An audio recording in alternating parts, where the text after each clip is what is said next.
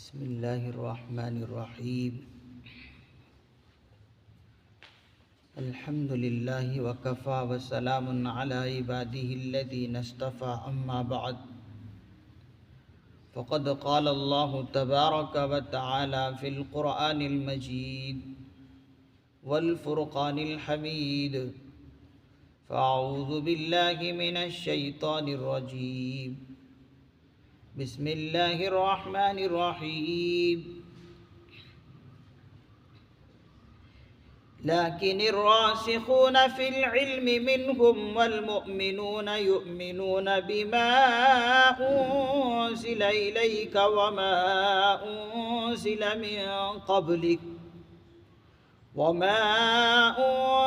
من قبلك والمقيمين الصلاة والمؤتون الزكاة والمؤمنون بالله واليوم الآخر أولئك سنؤتيهم أجرا عظيما. إنا أوحينا إليك كما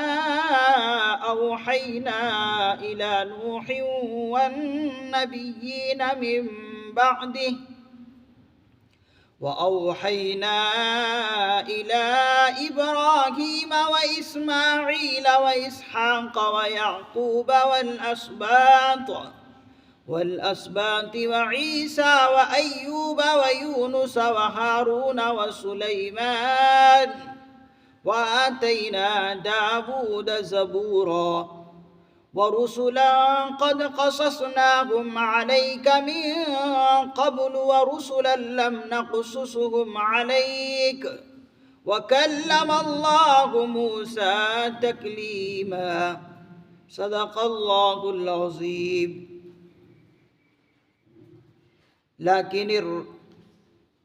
الراسخون في العلم منهم والمؤمنون يؤمنون بما أنزل إليك.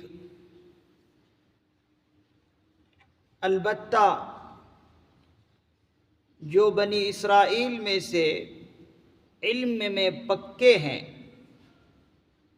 لیکن الراسخون فی العلم منہم، البتہ جو بنی اسرائیل میں سے علم میں پکے ہیں یا پکے تھے، والمؤمنون، اور مومن ہیں، یؤمنون بما انزل الیک، وہ اس کلام پر بھی ایمان لاتے ہیں جو آپ پر نازل کیا گیا ہے. یؤمنون بما انزل الیک، وہ لوگ اس کلام پر بھی ایمان لاتے ہیں، پیغمبر جو آپ پر نازل کیا گیا ہے. وَأُنزِلَ مِن قَبْلِكَ، اور اس کلام پر بھی جو آپ سے پہلے نازل کیا گیا تھا. وَالْمُقِيمِينَ الصَّلَاةَ، اور قابل تعریف ہے وہ لوگ جو نماز قائم کرنے والے ہیں. وَالْمُؤْتُونَ الزَّكَاةَ، اور زکوٰۃ دینے والے ہیں. وَالْمُؤْمِنُونَ بِاللَّهِ وَالْيَوْمِ الْآخِرِ، اور اللہ اور یوم آخرت پر ایمان بھی رکھتے ہیں. أُولَئِكَ سَنُؤْتِيهِمْ أَجْرًا عَظِيمًا، یہی لوگ ہیں کہ ان قریب ہم ان کو ان کا اجر دیں گے. یہی لوگ ہیں کہ ہم ان کو اجر عظیم دینے والے ہیں. اس آیت کریمہ میں اللہ رب العزت نے ان اہل کتاب کا ذکر کیا جو کہ قابل تعریف لوگ ہیں. اوپر کی آیتوں میں ان اہل کتاب کا ذکر تھا جو ہٹ دھرمی کی وجہ سے، زدہ زدی کی وجہ سے آقا علیہ الصلاۃ والسلام کو پیغمبر نہیں تسلیم کرتے تھے، حضرت عیسیٰ علیہ السلام کو پیغمبر نہیں مانتے تھے، اور یہودی لوگ حضرت عیسیٰ علیہ السلام کے قتل کی سازش کرتے تھے. ان کا ذکر تھا. اور اس آیت کریمہ میں ان اہل کتاب کا ذکر ہے کہ جو قابل تعریف بھی ہے اور علم بھی رکھتے تھے، علم میں پختہ تھے، ان کا ذکر ہے کہ وہ لوگ بڑے ہی لائق عزت ہے کہ خود اپنے وقت کے پیغمبر پر بھی ایمان رکھتے تھے، اور بعد میں انہوں نے حضور علیہ الصلاۃ والسلام کا زمانہ بھی پایا، اور جو اپنی کتاب میں حضور کی پیشین گوئیاں پڑھ چکے تھے کہ آخری ایک نبی پیدا ہوں گے اور وہ سارے نبیوں کے، سارے رسولوں کے امام ہوں گے، اور ان کی یہ خوبیاں ہوں گی، یہ پیشین گوئیاں اپنی کتاب میں پڑھے تھے۔ ان پیشین گوئیوں کو انہوں نے اس زمانے کے پیغمبر یعنی آقا علیہ الصلاۃ والسلام کے اندر پایا اور ان پر بھی ایمان لے آئے۔ جیسے اپنے وقت کے نبی پر ایمان لائے تھے، اس نبی کے زمانے کو پایا اور اس پر بھی ایمان لے آئے، تو اللہ تعالیٰ فرماتے ہیں کہ یہ لوگ بڑے ہی قابل احترام ہیں۔ والمؤمنون، علم میں پختہ تھے یہ لوگ، اور انہی علموں کی نتیجے میں انہی پیشین گوئیوں کو پڑھ کر وہ پیشین گوئیاں اس پیغمبر کے اندر انہوں نے پایا، تو اپنے وقت کے نبی پر بھی ایمان رکھتے تھے وہ، اور حضور پر بھی ایمان رکھتے تھے۔ اسی لیے فرمایا کہ وہ لوگ اس کلام پر بھی یعنی حضرت موسیٰ علیہ السلام پر جو تورات نامی کتاب نازل ہوئی تھی اس پر بھی ان کا ایمان تھا، اور حضور پر جو کلام اللہ یعنی کتاب قرآن کریم نازل کیا گیا اس پر بھی ان کا ایمان ہے، اور ساتھ ہی ساتھ نماز کی بھی پابندی رکھتے ہیں، والمقیمین الصلاۃ، اور زکوٰۃ بھی دیتے ہیں، اور اللہ اور یوم آخرت پر ایمان بھی رکھتے ہیں۔ یہ لوگ بڑے ہی قابل احترام ہیں اللہ کے نزدیک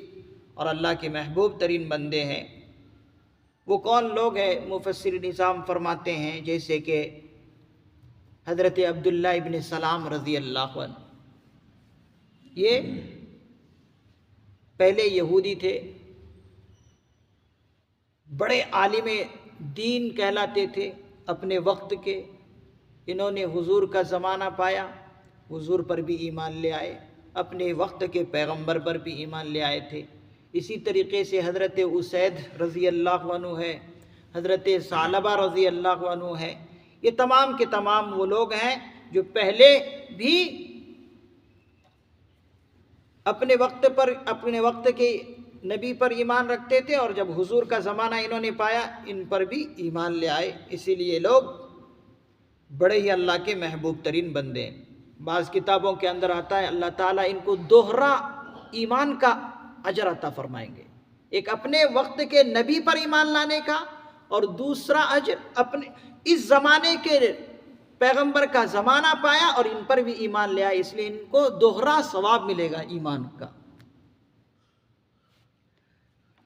اِنَّا أَوْحَيْنَا إِلَيْكَ كَمَا أَوْحَيْنَا إِلَى نُوحٍ وَالنَّبِيِّينَ مِن بَعْدِهِ، بے شک ہم نے آپ پر ایسے ہی وحی نازل کی ہے جیسے حضرت نوح علیہ السلام پر، اور ان کے بعد دوسرے نبیوں پر ہم نے وحی نازل کی تھی، وحی بھیجی تھی، یہ پیغمبر ہم نے آپ پر ویسے ہی وحی بھیجی ہے۔ وَأَوْحَيْنَا إِلَىٰ إِبْرَاهِيمَ وَإِسْمَاعِيلَ وَإِسْحَاقَ وَيَعْقُوبَ وَالْأَسْبَاطِ، اور اسی طریقے سے جو ہم نے حضرت ابراہیم علیہ السلام پر وحی بھیجی، حضرت اسماعیل علیہ السلام پر، اور حضرت اسحاق علیہ السلام پر، اور حضرت یعقوب علیہ السلام پر، اور ان کے اولاد کے پاس وحی بھیجی تھی، اسی طرح ہم نے آپ پر بھی وحی بھیجی۔ وعیسیٰ اور حضرت عیسیٰ علیہ السلام پر، اور حضرت ایوب علیہ السلام پر، اور حضرت یونس علیہ السلام پر، اور حضرت ہارون علیہ السلام پر، اور حضرت سلیمان علیہ السلام پر جیسے وحی بھیجی تھی اسی طرح ہم نے آپ پر وحی بھیجی۔ وَآتَيْنَا دَاوُودَ زَبُورًا، اور ہم نے حضرت داؤد علیہ السلام کو زبور عطا کیا تھا۔ زبور نامی کتاب ہم نے حضرت داؤد علیہ السلام کو عطا کیا تھا۔ اس آیت کریمہ میں اللہ رب العزت قریش مکہ کو یہ بتانا چاہتے ہیں کہ پیغمبر یہ لوگ تو دیگر نبیوں کو مانتے تھے، جیسے حضرت نوح علیہ السلام کو اور حضرت ابراہیم علیہ السلام کو یہ لوگ مانتے تھے، اور خود اب بھی یہ پیغمبر صلی اللہ علیہ وسلم یہ لوگ دین ابراہیمی پر ہونے کا دعویٰ بھی کرتے ہیں۔ تو اگر دیگر نبیوں کو یہ لوگ نبی تسلیم کر سکتے ہیں تو آپ پر جو وحی بھیجی گئی ہے اسی طرح ان نبیوں کی طرح وحی بھیجی جا رہی ہے آپ پر جیسے ان نبیوں پر بھیجے گئے تھے، حضرت نوح علیہ السلام پر، حضرت ابراہیم علیہ السلام پر، یہ جو دیگر انبیاء علیہ السلام کا ذکر فرمائے سیم ہو بہو اسی طرح وہی آپ پر بھیجی جا رہی ہے، تو آپ کو ماننے میں ان کو کیوں تردد ہو رہا؟ آپ کو نبی اور رسول پیغمبر تسلیم کرنے سے کیوں یہ گریز کر رہے ہیں؟ ان کو سمجھ لینا چاہیے کہ جس طریقے سے ہم نے دیگر نبیوں پر وحی بھیجی تھی اسی طرح ہم نے آپ پر بھی وحی بھیجی ہے اور آپ پر بھی کلام مجید کو نازل کیا، تو پھر یہ لوگ آپ کو نبی اور رسول تسلیم کرنے میں کیوں احتیاط کر رہے ہیں، بیزاری دکھا رہے ہیں؟